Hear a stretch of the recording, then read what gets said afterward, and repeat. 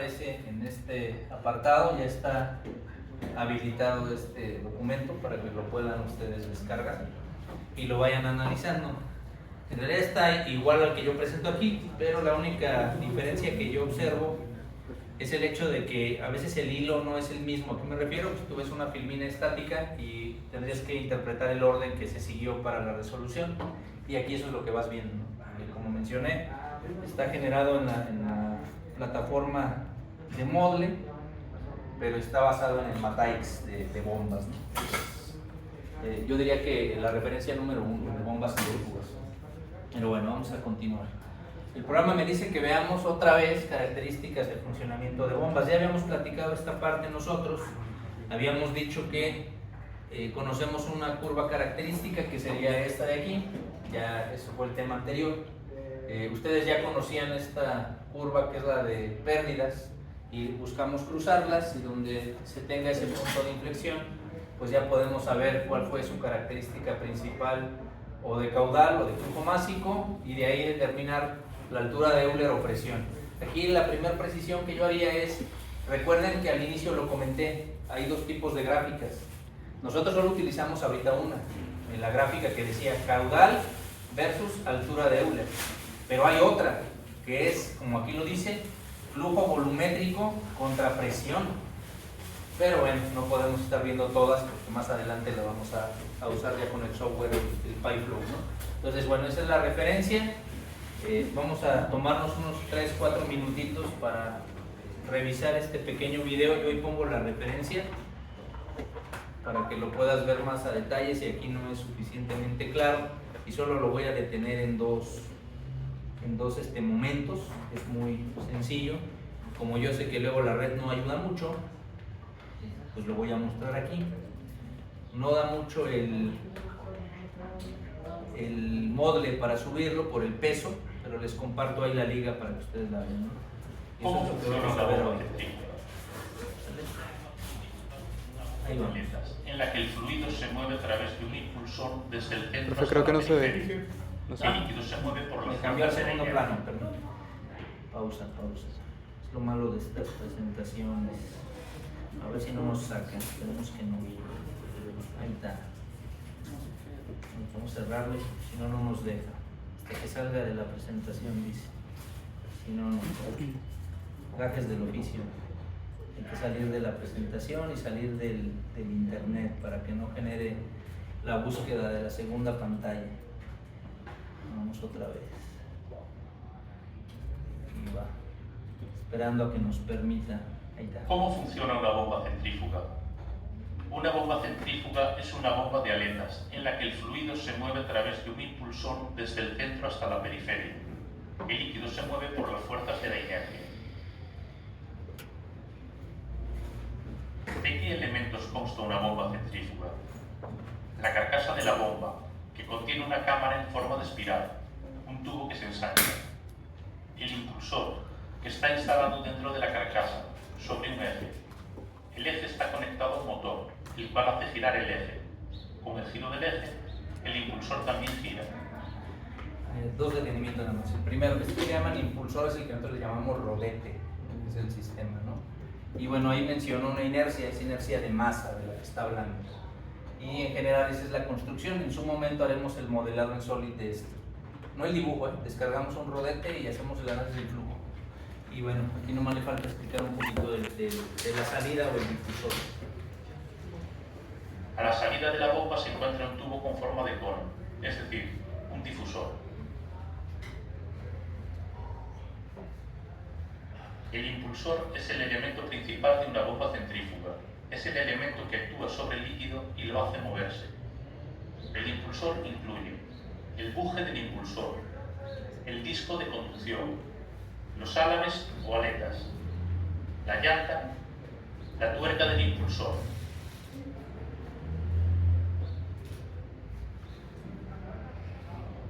¿Cómo funciona una bomba centrífuga? El motor gira el eje con el impulsor montado en él. Las aletas giratorias interactúan con las partículas del líquido, transfiriéndoles energía y acelerándolas. Las partículas aceleradas debido a la fuerza centrífuga, se mueven del centro a la periferia de la rueda y terminan cayendo en la sección de paso de la carcasa con forma de voluta. Esta sección de paso aumenta en la dirección del flujo de líquido, lo que produce una disminución en la velocidad de circulación del líquido y, en consecuencia, un aumento de la presión. Por detenimiento y último, ahí está describiendo lo que ustedes vieron como Bernoulli, mecánica de fluidos, porque nos indica que cuando choca el fluido con la paleta, con la orilla, baja la velocidad, pero eso aumenta la presión. Entonces eso es lo que ocurre en Bernoulli, que más adelante en el ejercicio pues es el cálculo que vamos a hacer. De la sección de paso, el líquido fluye hacia el difusor y luego hacia la tubería de presión. Como resultado de la salida del líquido de la parte central de la bomba, la presión en esta zona comenzará a descender bajo la influencia de la presión atmosférica. El líquido entrará en la parte central de la bomba, de donde pasará a las aletas del impulsor.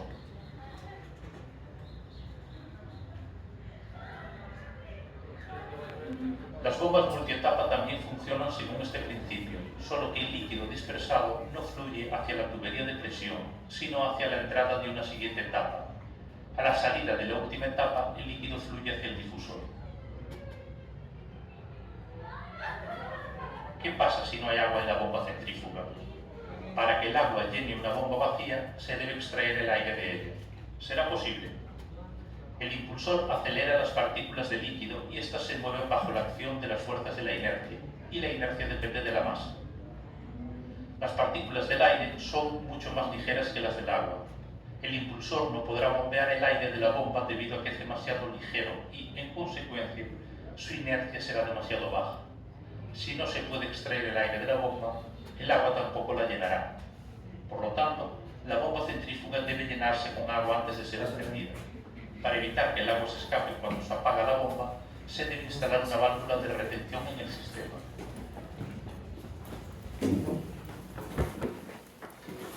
Característica de la bomba centrífuga. La característica básica de funcionamiento de una bomba centrífuga se representa en un gráfico que relaciona presión y velocidad de flujo. La característica de la red refleja la magnitud de la pérdida de presión a diferentes velocidades de flujo. Para determinar el modo de funcionamiento de la bomba en la red, la característica de la bomba y la característica de la red deben reflejarse en el mismo sistema de coordenadas. El punto de funcionamiento de la bomba estará reflejado en la intersección de las líneas características de la bomba y la característica de la red. Determinando las coordenadas del punto de funcionamiento, es posible deducir qué flujo entregará la bomba y qué presión desarrollará cuando trabaje en la red en cuestión. Y ya. Bueno, hay algunas precisiones. Ahí mencionaba que no puede trabajar con aire. En realidad el aire se comprime hasta 4 veces su volumen, entonces no tiene densidad suficiente. Nosotros le llamamos cebar. Llenamos de agua para que pueda moverse. Eso es muy común. Otro término que usamos es el otro grupo. Hay 2 términos coloquiales que escuchamos en la industria y están a veces en la manera ordinaria en la casa o de manera comercial. Y te dicen que trabaja en vacío. Pues eso no es cierto, no trabaja en vacío. Porque para trabajar en vacío no tendría que haber aire. Tendría que estar en una burbuja, ¿verdad? Y tuviera presión negativa absoluta, o sea que no quedara nada de aire, ni reminiscencia de aire, lo cual no siempre se logra. Y segundo punto que dice ahí, que también lo tenemos que tomar en cuenta, es que te dicen, es que se quemó la bomba. La bomba no se quema, lo que ocurre es que falla el motor eléctrico. ¿Y el motor eléctrico por qué falla? Pues son conceptos de física, ya tú ya llevaste motores, pero hay que tratar de, dice que fomentemos en los alumnos un lenguaje técnico adecuado y no coloquialismos. Entonces cuando dicen se quemó el motor está calculado, el motor eléctrico a polos, está calculado para establecer un FEM, una fuerza electromotriz, eso mueve un rotor y ese rotor mueve los álabes, se mueve el flujo. Está calculada una potencia, velocidad y torque. Si yo pongo un flujo menos denso, entonces el motor se está moviendo a una gran velocidad, no tiene un torque resistivo, entonces ¿qué pasa? Se empieza a calentar el devanado eléctrico. Entonces, ¿qué hacen? Pues le ponen un térmico, dicen, le puse un térmico, un protector. pues le ponen un obrey que corte, ¿verdad? Cuando incrementa la temperatura, el voltaje o el amperaje, dependiendo. Pero lo que ocurre es que se quema el cableado. ¿Por qué se quema? Por sobrecalentamiento. ¿Y por qué se calienta? Porque está trabajando sin carga y está diseñado para cargar, entonces no tiene cómo disipar. Los motores tienen aletas en la carcasa y disipan el calor, pero está calculado la cantidad que disipan. Dentro de ese tema, no es mi materia.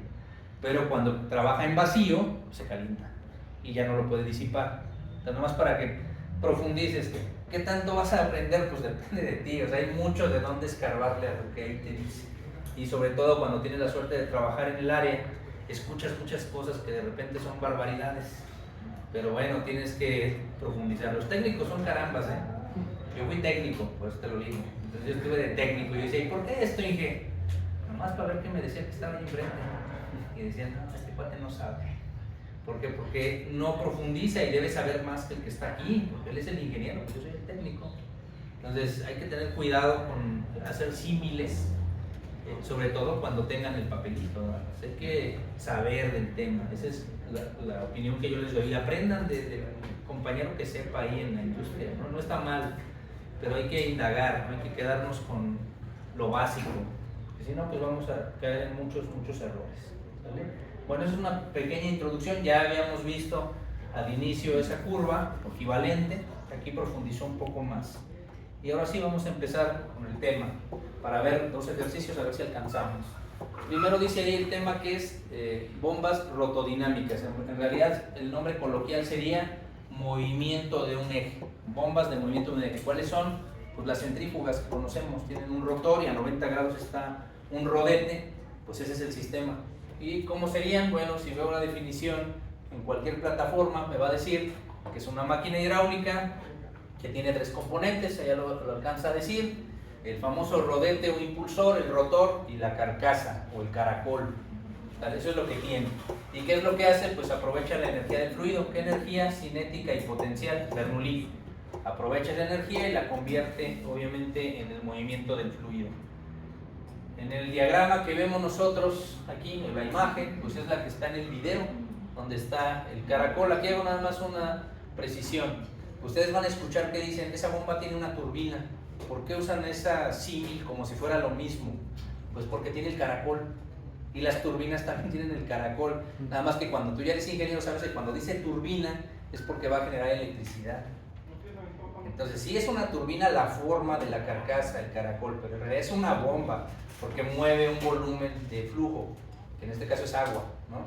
Pero nomás para no cometer errores. Esa sería la imagen gráfica. Si yo busco más a detalle en la red, pues voy a encontrar un dibujito como este a lo mejor, con un corte de sección y puedo ver los componentes, ¿no? El rodete, lo que sería el eje central, y si ya soy más técnico, pues yo buscaría un datasheet con una vista en corte en donde pueda ver el detalle, ¿verdad?, de los componentes. Y eso pues ya más adelante nosotros haremos solo el símil del rodete. Entonces vamos a empezar con el cálculo. Vamos a calcular la altura útil o de Euler y viene el primer ejercicio que nos propone Mateix. Tal cual lo tomé del libro, lo transcribí y lo traté de desarrollar. Entonces ahí dice una bomba de agua, y lo comento por el error ahí, siempre trato de ser muy quisquilloso.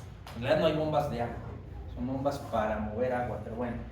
Dice una bomba, en realidad centrífuga, una bomba para agua centrífuga, dice va a entregar o va a mover un caudal de 1200 metros cúbicos hora. La tubería de aspiración, también le llaman tubería de succión o tubería de impulsión, tiene todos esos nombres. Dice que es de un diámetro de 400 milímetros y luego tiene una tubería de descarga o de impulsión de salida de 375 milímetros. Aquí me detengo. No suelen ser iguales en los diámetros. ¿Por qué no? Porque quieren generar un venturi, que es otro concepto adicional que ya viste. Es un tubo, cambias o reduces las secciones, es una tobera, ¿y qué vas a hacer? Vas a jugar con la velocidad. Tú puedes hacer lo contrario a lo que dijo el video, ¿no? Tú bajabas velocidad, incrementabas presión. Tú puedes hacerlo al revés, puedes hacer que genere una gran velocidad y baje la presión, depende de lo que tú quieras, que sea divergente o convergente. Ellos lo hacen a través de cambiar el diámetro a la succión y a la descarga, ahí aparece. Y luego dice que le van a montar un vacuómetro, ahí me detengo. Al leer yo vacuómetro y llevar instrumentación, es un medidor de vacío.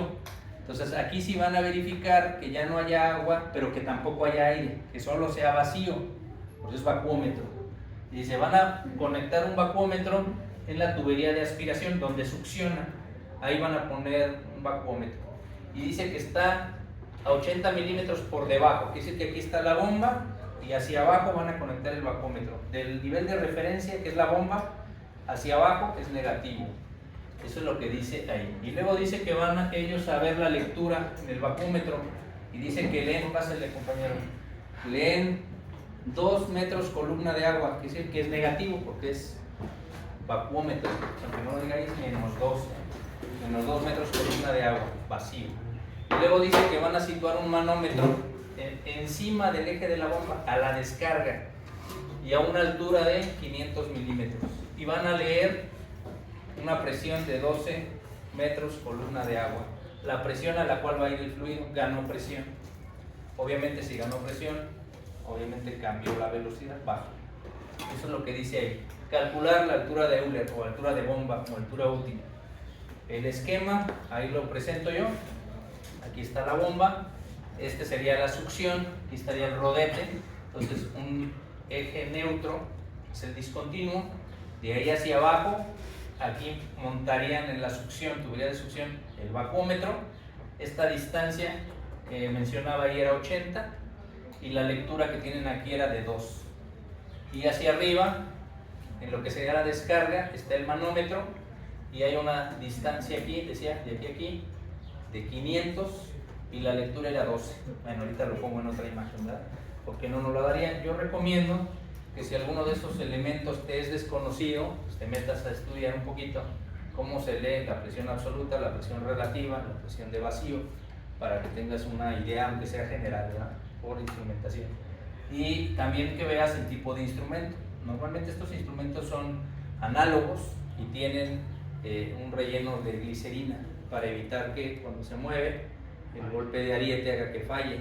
Ya si lo vale, pues son digitales, ¿verdad? Si lo vale la precisión de lo que estás manejando, pero normalmente son análogos. Pero bueno, ya ahí dejé una referencia. Si quieres profundizar un poco y si no, pues ya te remites ahí a tu materia de instrumentación y metrología. Bueno, ahora sí, el ejercicio, que es muy sencillo. Ahí está la misma imagen, le pongo los datos. El manómetro tiene una presión manométrica de 12 metros columna de agua. Se representa de diferentes maneras. Una es presión por peso específico o sobrepeso específico. Está ubicado con respecto al eje neutro de la bomba a 500 milímetros por encima, decía el ejercicio. Tenemos un vacuómetro por debajo de la línea, aquí está el vacuómetro, y decía ahí que medía una magnitud de 2 metros columna de agua. Como está por abajo, es negativo. Y después la distancia, ¿no? Del eje neutro a donde está el vacuómetro, 80 milímetros. Todo eso que estoy poniendo es la interpretación que tendríamos que hacer, ¿verdad? Nos lo da la descripción, bueno que nos da el dibujo, si no, no necesariamente le entendemos. Y lo primero que hacemos ya en la solución es tomar el caudal, que es un dato conocido, y pasarlo de horas a segundos. Ya sabemos que una hora tiene 3600 segundos, hacemos la equivalencia, ¿no? Metros cúbicos segundo en vez de metro cúbico hora. Hasta ahí pues es sencillo. Lo siguiente es lo que decía el video, Bernoulli. Si tú te acuerdas de Bernoulli, está dividido originalmente en 3 partes, que ahí lo pongo para que te acuerdes. La primera parte es lo que se genera como energía directamente de presión, que tenemos aquí la presión del fluido a la entrada, obviamente en función de qué líquido es. Esto es gamma, que es peso específico, y esto se conoce como energía cinética del objeto, velocidad lineal del flujo entre 2 veces la gravedad al cuadrado. Esto es energía cinética a la entrada. Después Z es la energía potencial. Nosotros lo conocemos como la diferencia geográfica, ¿verdad? La altura a la que está el componente. Y a la salida es exactamente lo mismo, nada más subíndices 2, entrada y salida. ¿Qué fue lo nuevo que vimos nosotros en los temas anteriores? Pues que existe una altura útil o de Euler, que es H, y es lo que queremos saber. ¿Cuál es la altura útil de la bomba? ¿Hasta ahí alguna duda? Esa sí la conocen, esa ecuación. Bueno, lo que hacemos nosotros es dejar independiente la altura de Euler, quiere decir que esto lo tengo que pasar del otro lado despejando. Ya sabemos que hay que cambiar los signos, los 3 signos del otro lado negativos. que sería algo como esto. Y después tenemos que agrupar la parte de lo que sería la presión. Tenemos la presión de salida menos la presión de entrada, va a ser un diferencial ahí. La velocidad lineal por gravedad, que es la energía cinética de salida, menos la inicial, un diferencial, y la altura de salida menos la altura de entrada, otro diferencial. Bueno, se reacomodan los términos y esa es la ecuación característica para una bomba centrífuga. Ahí está. ¿Qué más necesitamos? Pues la ecuación de continuidad, que ya la platicamos también en nuestra evaluación diagnóstica, ya la conocemos. Caudal, ¿a qué es igual? Esta V minúscula es velocidad, la velocidad lineal del flujo. Este es el área de la sección transversal de la tubería, a la entrada y a la salida. Entonces ya con estas dos ecuaciones ya podemos resolver eso, ya podemos saber la H, que eso es muy sencillo. Entonces simplemente recuerdo los datos para tenerlos ahí presentes y empiezo calculando la velocidad de espejo caudal, y es muy sencillo, ¿no? La velocidad lineal es el caudal entre el área de la sección transversal, el área es circular, entonces es pi por diámetro al cuadrado entre 4. Voy a tomar el diámetro y lo voy a convertir a metros. Ahí está, el caudal está en metros segundo. Hago el cálculo y ya me da la velocidad lineal. De manera análoga hago lo mismo con la velocidad de salida. ¿Qué cambió? Pues el diámetro de la tubería, nada más, y obtengo la velocidad. Hasta ahí, eso es muy sencillo. Siguiente paso, bueno, pues recuerdo que existe ya una ecuación que acabamos de ver, a que es igual la altura de Euler. Entonces simplemente es sustituir en esa ecuación. Nada más aquí hay que tener cuidado con los signos correspondientes, ¿verdad?, para hacer nuestra sustitución. Y bueno, nosotros ahí ponemos a qué sería igual Euler. Dice, bueno, voy a tomar, dice aquí, la presión de salida. Esa me la da el manómetro positivo porque está arriba de la referencia. Positivo, aquí está. Y luego dice que va a restar a la presión de entrada, que es la del bacómetro. Como está abajo de la referencia, es negativa. Entonces, este es el negativo, ¿eh? Ese es el de la fórmula. ¿Sí vamos bien hasta ahí? Porque es donde se suelen equivocar. Bueno, más la diferencia de las velocidades al cuadrado. Las velocidades están aquí de salida y entrada. 3 menos 2. 3 menos 2, claro que hay que elevar al cuadrado cada término. Y 2 veces la gravedad en el sistema métrico. Así. Ya tenemos eso, me faltan las alturas. Y aquí dice, altura de salida. ¿Dónde está la medición del manómetro con respecto a mi referencia? Esta es mi referencia, el manómetro está aquí. De ahí hacia arriba es positivo, de ahí hacia abajo es negativo. Entonces son 500, lo convierto a metros, 0.5. Menos, y ahora sí, ¿dónde está el bacómetro? De aquí hacia abajo en mi referencia voy a medir 80, entre 1000, 0.08. Negativo porque está hacia abajo de mi referencia. Y ya, sustituyo y ya, no hay problema. Obtengo el resultado. Si hago mi análisis dimensional del sistema, pues voy a ver que son metros, pero yo sé que son metros lineales de agua, eso se conoce como metro columna de agua. Y ya acabamos ese ejercicio, que es el más sencillo de los 11. ¿Dudas? Entonces es conceptual para acordar Bernoulli, ¿de qué se trata? Es el único en el que no utilizo triángulo de velocidades. Todos los demás es triángulo de velocidades. Como al hacer una selección sencilla, claro que tendría que tener la instrumentación y en la realidad un caudalímetro, ¿no?, para medir el caudal a la salida, que si eso es ideal, el caudal que yo tengo debería ser el mismo que tengo aquí, es decir, yo tengo un depósito de volumen conocido, ese mismo flujo lo tendría a la salida y nada más mido el tiempo que se tardó en pasar de la posición 1 a la posición 2 y ya tendría yo el flujo volumétrico y lo puedo convertir a caudal con la velocidad de desplazamiento. Pero bueno, eso es en la realidad, que eso es lo que voy a poner a hacer al residente que va a hacer su proyecto. Un sistemita como este, con el caudalímetro, con el bacómetro, con el manómetro, porque no lo hay funcional aquí y no está tan difícil, pues hay que tener. ¿Alguna duda? ¿No? Bueno, a partir de aquí yo les sugiero, no ahorita, pero que lo hagan con tiempo, que generen alguna plantilla, ya sea un formulario o ya sea un Excel, porque si no es muy laborioso estar resolviendo los ejercicios. La otra es que tengas una memoria prodigiosa y le vayas entendiendo perfectamente, porque ahorita le entiendes, ya después te pierdes, porque ningún ejercicio es igual a otro, se parecen, pero no son iguales.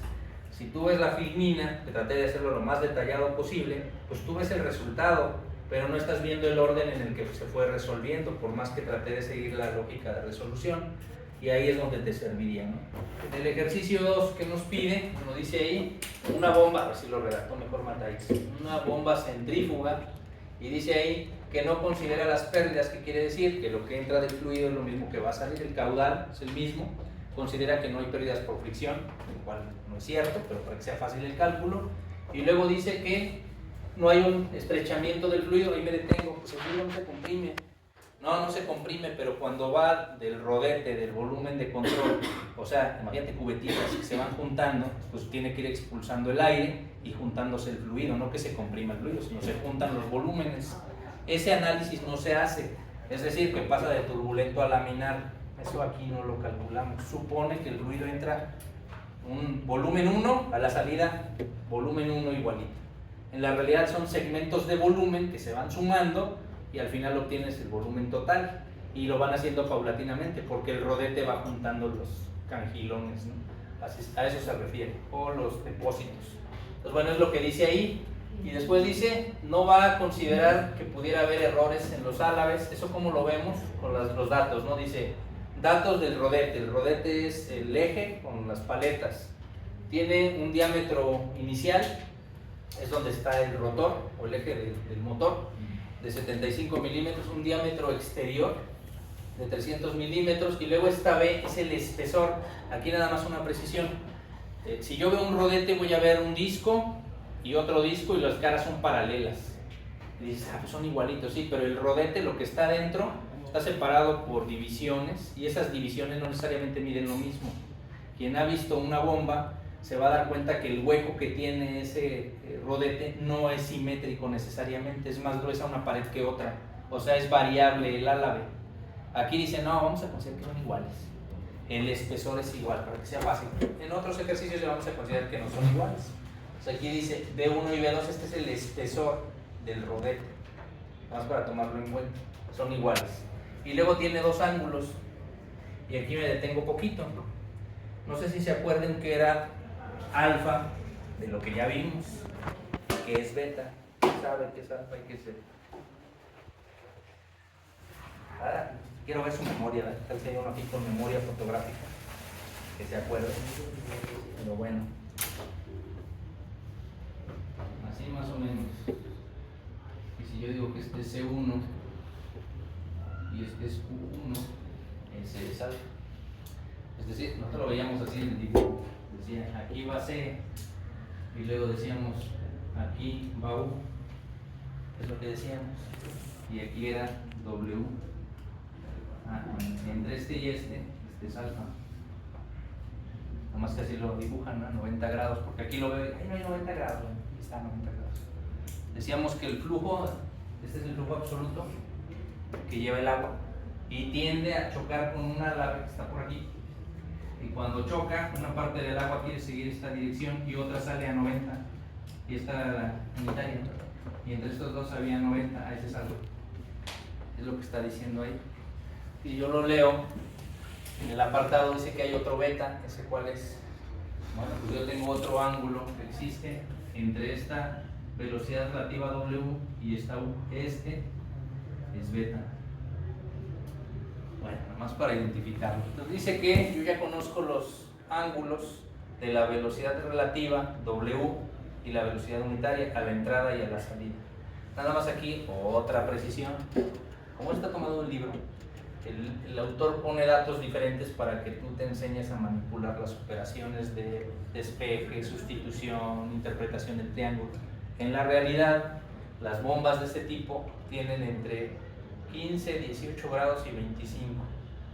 O sea, ese dato está un poco fuera de la realidad. Y luego, ¿cómo sabes cuál es el bueno?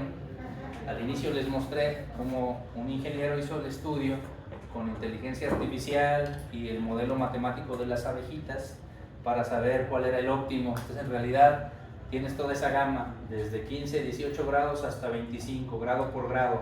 Tendrías que hacer el cálculo grado por grado y todas las posibles combinaciones para ver cuál es el mejor.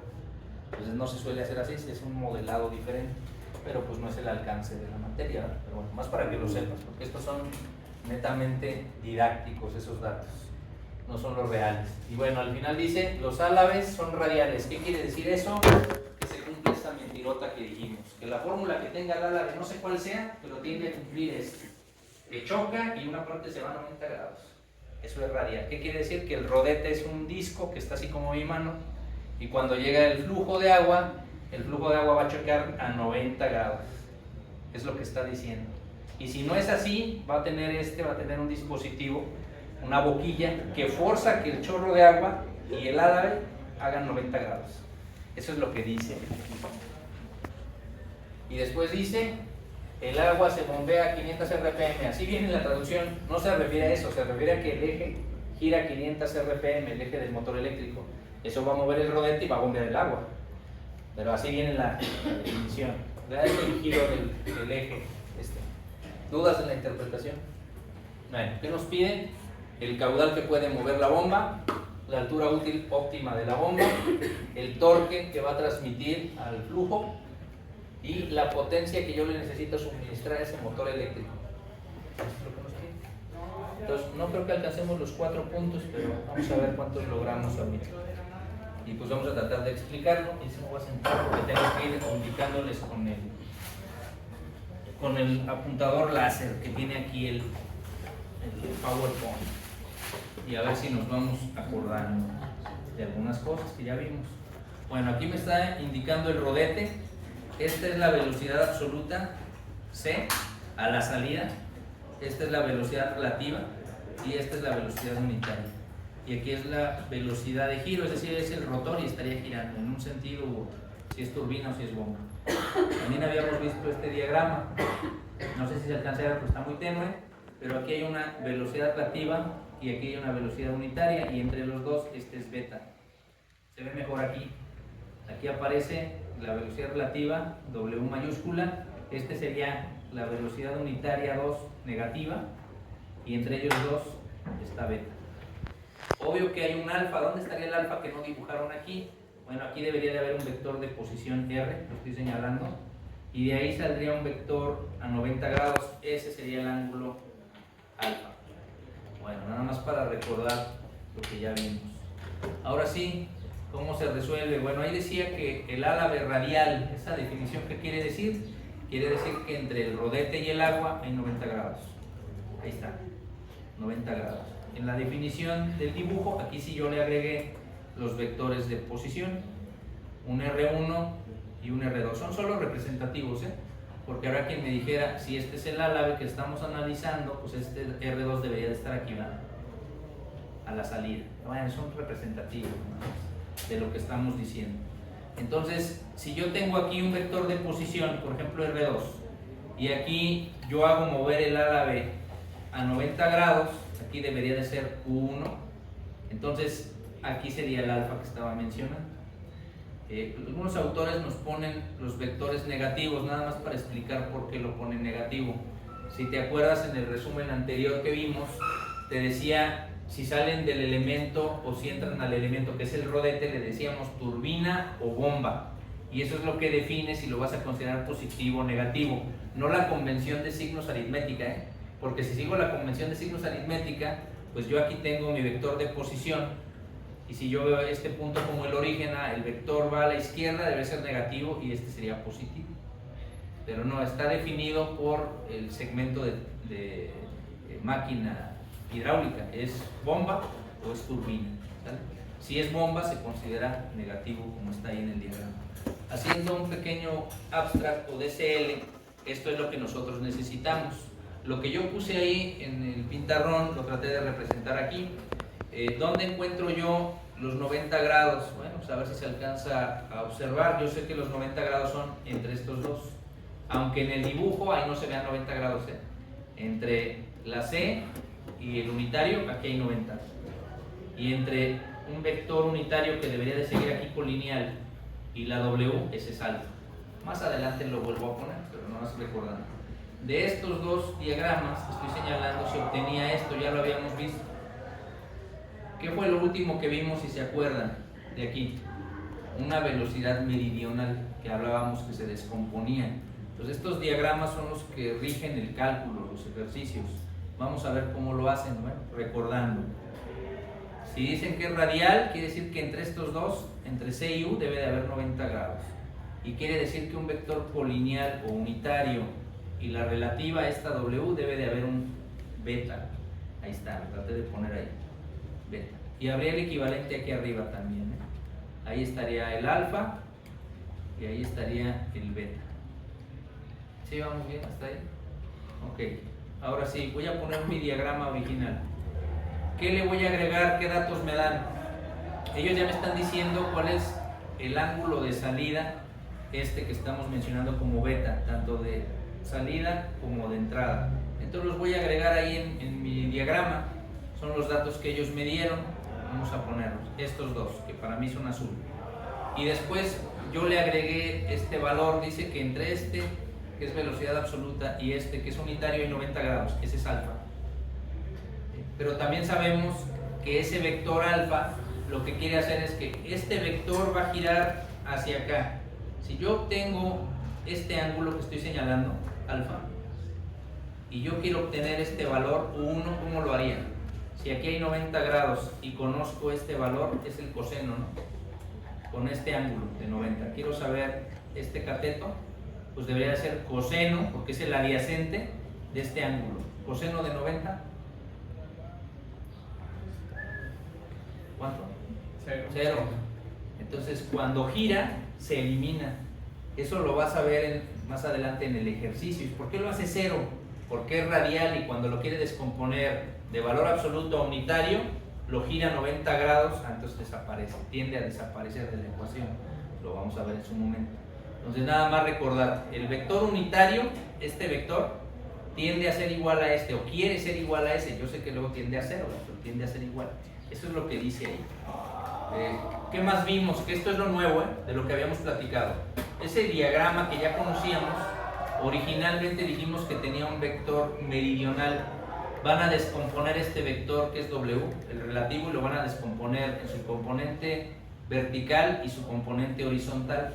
Nada más que para no encimarlo, el horizontal no se pone aquí donde estoy señalando, se pone aquí arriba. Entonces, ¿cómo se llamaría? Si este vector en la hipotenusa se llama W, W de salida, W2, ¿cómo se va a llamar aquí? W2, pero ¿en qué posición? Meridional, el que habíamos visto, el que aparece en vertical. Entonces estoy descomponiendo este vector en este rojo, y ahí lo voy a indicar. Es velocidad relativa a la salida meridional. Y este vector, cuando lo descompongo aquí abajo, ¿cómo se va a llamar? Bueno, lo voy a poner arriba para que no se encime. Velocidad relativa de salida en dirección unitaria. Por eso es la U. Entonces son sus componentes rectangulares. ¿Alguna duda? Estos no los habíamos visto. Habíamos visto el concepto de meridional, pero no cómo se interpreta. Así es como se interpreta. Y hay un equivalente del otro lado. Voy a descomponer la velocidad absoluta en su componente vertical. ¿Cómo se va a llamar? Se va a llamar C a la salida, o velocidad absoluta a la salida, meridional, porque es vertical. Ahí está. Podría dictarlo, todo, pero todavía es más aburrido. Prefiero que trates de ir entendiéndolo, porque después tú lo vas a tener que explicarlo. Su componente horizontal, ¿cuál sería? Velocidad absoluta 2, pero en dirección de U, ¿verdad? Y ahí lo ponemos. Este diagrama es el que se ocupa en la ecuación de cálculo, que lo hacemos con sumatorias. Este es el diagrama, digamos, es el acordeón de las bombas radiales.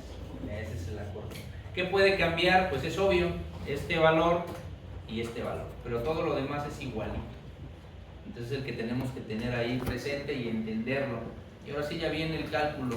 Primer análisis, caudal, son 4 cosas. El caudal. ¿Qué tenemos que hacer? Poner la ecuación de caudal en términos del rodete. La fórmula es muy sencilla. Dice aquí, caudal es igual a pi por el diámetro inicial del rodete. Este D1 es el diámetro inicial, donde va el eje, ¿sí? Diámetro interior, pues. B es el espesor del rodete. 1 es porque es entrada, 2 es cuando es salida.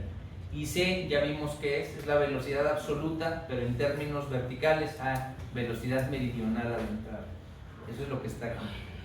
Y hacemos lo mismo a la salida. ¿Te fijas? Es la misma ecuación y cambian los subíndices. Ahora son 2, porque es salida. ¿Alguna duda hasta ahí? ¿Lo puedo resolver? Claro que no.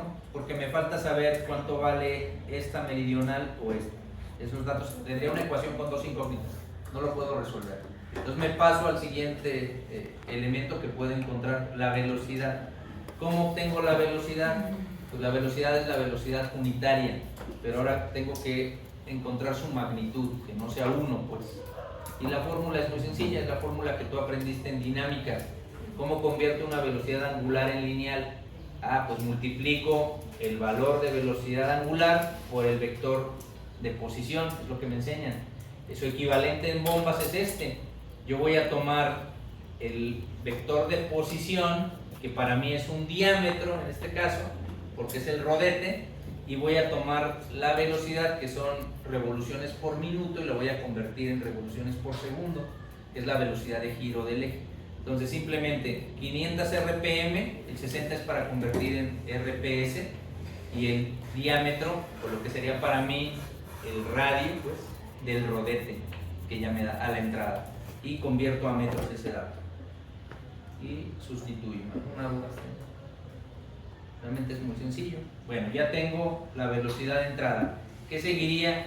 ¿Cuál es la fórmula que define la velocidad de entrada? Ya dijimos al inicio aquí que este elemento tiende a ser este. Cuando eso se cumple, cuando puede ser uno igual a otro, pues entonces yo puedo decir que la velocidad unitaria es igual a la velocidad meridional. Por eso los igualo, eso está aquí. Es obvio que cuando es unitario, una parte va a ir en esa dirección y otra se va a seguir en el perímetro del álave. Eso es lo que está diciendo la fórmula. Y después lo único que tenemos que hacer es obtener el valor de la velocidad de salida. Si te fijas, es la misma ecuación.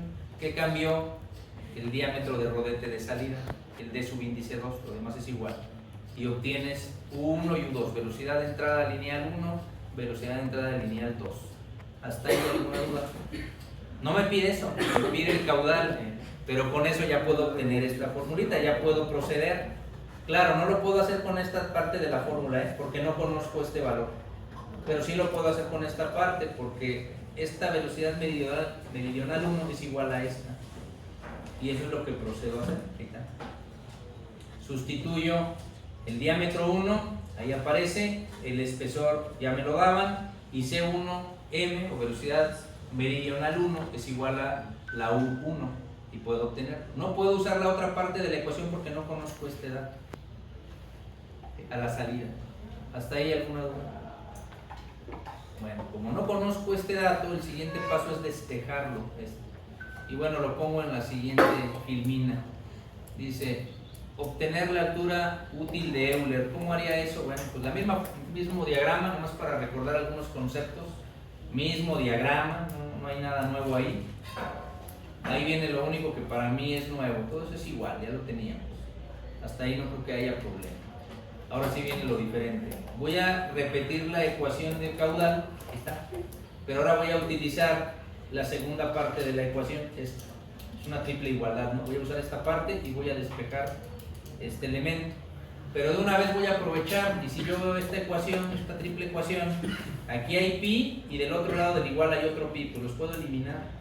Aquí hay un espesor 1 que es igual a un espesor 2 según el enunciado, pues puedo eliminar estos dos. Bueno, pues es lo que hacemos. Entonces mi ecuación se simplifica y me queda así. Y de esa ecuación yo ya puedo despejar este valor, que es velocidad meridional a la salida. Y lo despejamos. Ahí está. Aquí está el despejo. ¿Qué hacemos? Pues sustituir los tres valores que ya conocemos y ya tengo la velocidad meridional 2. ¿Alguna duda? Porque trato de ir paso a pasito para explicarlo. Bueno, ya tengo velocidad meridional 1, velocidad meridional 2, ya tengo el caudal. ¿Qué tengo que hacer ahora? Y ahí es la parte real de usar el triángulo. Me regreso a mi triangulito, a ver si alcanzan a observarlo. Este vector que estoy señalando, que es la velocidad relativa 2 meridional, en magnitud, en tamaño, es igual que este vector. Son iguales. Entonces, algebraicamente yo puedo decir que este vector en magnitud es igual que este. Aquí está. ¿De dónde lo sabe? Del diagrama. Son iguales. Esta igualdad la podemos usar. Ahora me voy al triángulo. No lo quise poner ahí porque te digo, no es un tutorial, es más para agilizar no ponerme ahí a dibujarlo. Yo tengo este vector, que es el vector de velocidad 2. Si yo lo descompongo, tengo estos dos componentes, pero tú sabes que aquí hay un triángulo rectángulo, es decir, este vector que estoy señalando es como si estuviera aquí, y este vector es como si estuviera aquí, y se forma un triángulo rectángulo. Eso se supone que tú lo haces mentalmente, no sé, todos lo puedan hacer, quién sabe, trigonometría básica. Entonces me dicen, ok, si yo tengo conocido este vector, lo estoy señalando, y conozco este ángulo, pues yo puedo obtener tanto este de aquí, este vector, como este vector. Si le quiero poner nombre, puedo obtener el vector de velocidad relativa meridional a la salida y puedo obtener el vector de velocidad unitaria a la salida, que es el azulito y el rojo. Se forma un triángulo rectángulo de este beta. Con ese triángulo rectángulo, ¿qué función trigonométrica es? Tangente. Puedo hacerlo con tangente, lo puedo hacer con coseno, lo puedo hacer con seno, el que quiera, porque tengo el triángulo rectángulo con el conocido que para mí es mi hipotenusa. Yo lo hice con tangente. Si yo lo hago con tangente, ¿este cuál sería? Este ángulo, el opuesto. ¿Y este cuál es? El adyacente. Bueno, eso es lo que yo hice, pude hacerlo con otro. Ahí está. Tangente del ángulo, el opuesto. Pude haber puesto W subíndice 2m, o lo que es igual, C subíndice 2m, porque dijimos que son iguales. Entonces puedo poner este elemento o este elemento, los dos pueden ir aquí, valen lo mismo, entre este vector, que es este de aquí. Y ya tenemos el primer apartado. Yo de ahí despejo, no conozco este elemento, este lo paso para acá y este lo paso para acá. Yo ya lo hice ahí directo. Y ahora sí, yo ya puedo obtener esos resultados, simplemente sustituyo. Y ya tengo el valor nominal de la velocidad relativa a la salida. ¿Alguna duda? Con trigonometría, ¿eh? ¿Qué faltaría? Y otra vez me regreso a mi diagrama. Yo tengo este vector de aquí, conocido, y tengo dos vectores, uno conocido y uno desconocido. Si yo quiero saber cuánto vale este vector que estoy señalando, este vectorcito, ¿qué tendría que hacer? Pues a este vector restarle este. Si yo conozco este vector y conozco este vector, pues puedo obtener este tercero. ¿Por qué? Porque aquí sí rige el signo, ¿sí? Es obvio, estos dos están encontrados y este lo considero negativo, este es positivo, este es negativo. Entonces, ¿cuál es el que quiero conocer? Bueno, yo lo planteo de manera algebraica. Si yo quiero conocer el vector relativo, vector unitario de salida, este de aquí, ¿qué tengo que hacer? Pues restárselo a este. A este le quito este de aquí y me daría este. ¿Sí? ¿Se entiende esa parte algebraica? Pues es simplemente cuál quieres conocer. Yo quiero conocer este de aquí, sumatoria de fuerzas en X, sumatoria de velocidades en X, sumatoria de posiciones en X, sumatoria vectorial de lo que tú quieras. Ahí lo planteo como ecuación y sustituyo porque ya conozco los otros dos datos, ya conozco el unitario y conozco el relativo. Entonces ya puedo saber la velocidad de salida. Ahí está. Y ya casi acabamos ese apenas segundo índice. Y este es el fácil. Espérense a ver el siguiente, son 11 variables. Este solo son 4. Y este es fácil. Bueno, yo ya tengo aquí esa velocidad. Me regreso a mi fórmula de Euler. Dice aquí Euler para un rodete que tiende a infinito. Ya lo habíamos visto, era el resumen de la primera velocidad de Euler, representación. Y decía que era esta ecuación, y aquí es donde cobra importancia esta mentira del inicio, esta premisa. Si este vector C tiende a moverse al horizontal, decíamos que era el coseno de 90. ¿Y cuánto vale? 0. Entonces quiere decir que a la entrada C1, este valor, va a valer 0.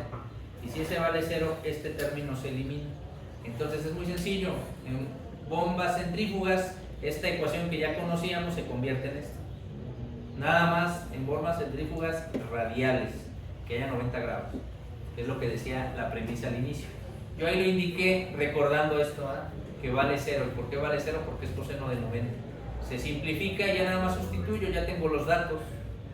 Ya conozco la velocidad de salida unitaria, ya conozco la velocidad 2 unitaria y ya conozco la gravedad en el sistema métrico. Ya tengo la altura útil de Euler. Ya llevamos 2. Ya nos faltaría uno, pero ya no me da tiempo. Aunque está muy corto, pero es conceptual algunas cosas. ya lo acabaríamos mañana. Nos faltaron 2 más.